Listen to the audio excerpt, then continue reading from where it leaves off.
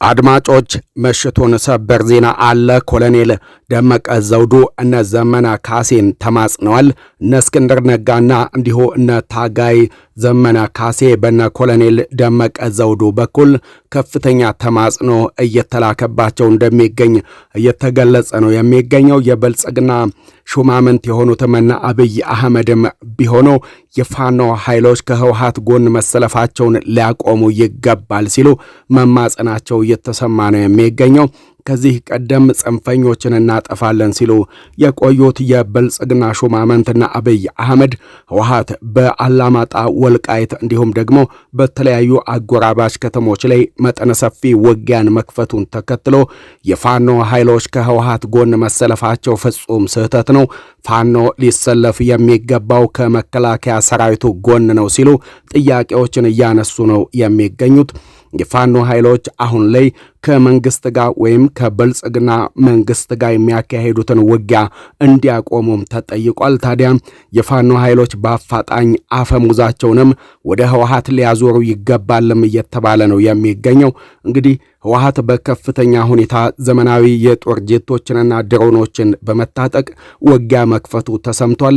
እነ ዘመነ ካሴና እነ እስክንድር ነጋ ደግሞ በብልጽግና ሹማምንት በኩል ከፍተኛ የተማጽኖ ደብዳቤ ተልኳለም ነው የተባለው። ይሄንን በተመለከተ መታደምጡት አለ። እንግዲህ ፋኖንም በተመለከተ ህወሓትንም በተመለከተ በ4 ኪሎ ቤተ መንግስት አስቸኳይ ስብሰባ ስለመካሄዱ እየተሰማ ነው የሚገኘው። እና አብይ አህመድም የህወሓት ጉዳይ አጣብቅኝ ውስጥ ከቷቸዋለም ነው የተባለው። አድማጮቻችን አድማጮቻችን ሰበር ዜና አለ። እንግዲህ ኮሎኔል ደመቀ ዘውዱ ህወሓት በራያና በአላማጣ መጠነ ሰፊ ውጊያን መክፈቷን ተከትሎ ኮሎኔል ደመቀ ዘውዱ ለነ ዘመነ ካሴ መልእክትን አስተላልፈዋል። ከዚህ ቀደም ከብልጽግናው ጎን የተሰለፉት እነ ኮሎኔል ደመቀ ዘውዱ የፋኖ ኃይሎች እያካሄዱ የሚገኙትን ውጊያ በአፋጣኝ እንዲያቆሙና ከፌዴራል መንግስቱ ጎን እንዲቆሙ እየጠየቁ ነው የሚገኙት።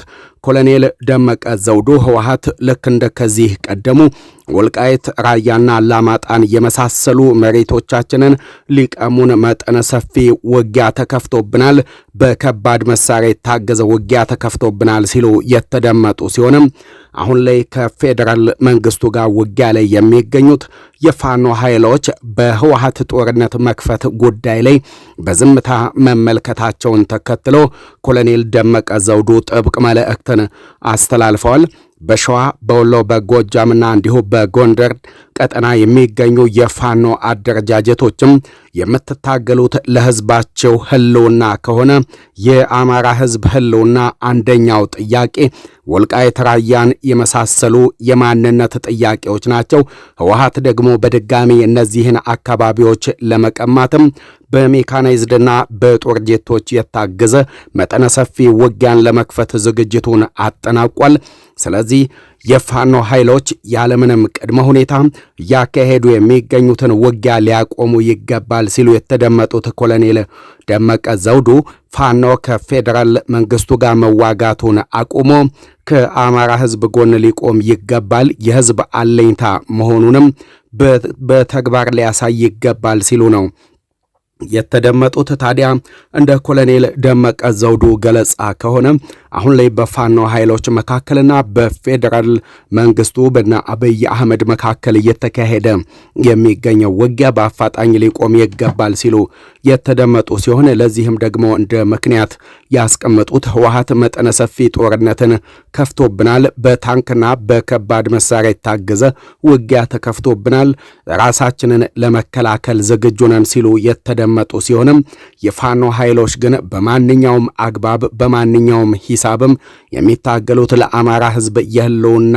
ትግል ከሆነ ሊሰለፉ የሚገባው ከፌዴራል መንግስቱ ጎን ነው ሲሉ ነው የተደመጡት። ስለዚህ ይህንን ተከትሎ ፋኖ የሚያካሄደውን ውጊያ ሊያቆም ይገባል፣ የፋኖ ኃይሎች ከፌዴራል መንግስቱ ጋር የሚዋጉበት አሳማኝና በቂ ምክንያት ሊኖራቸው ይችላል ሲሉ የተደመጡት ኮሎኔል ደመቀ ዘውዱ ያም ሆኖ ግን አሁን ላይ ህወሓት ከሻዕቢያ ጋርና ከጥንት ጠላቶቻችን ጋር ተሰልፎ ርስታችንን ሊቀማን መጥቷል፣ ፋኖ ከህዝቡ ጎን ሊቆም ይገባል ሲሉ የተደመጡት ኮሎኔል ደመቀ ዘውዱ ናቸው ማለት ነው።